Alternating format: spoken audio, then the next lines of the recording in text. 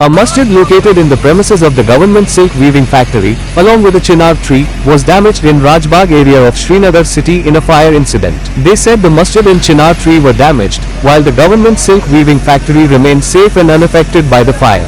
He said the masjid was built by the employees and local people to offer prayers, while it suffered damage due to the fire, along with the chinar tree. He added that the government silk weaving factory was safe in the fire incident.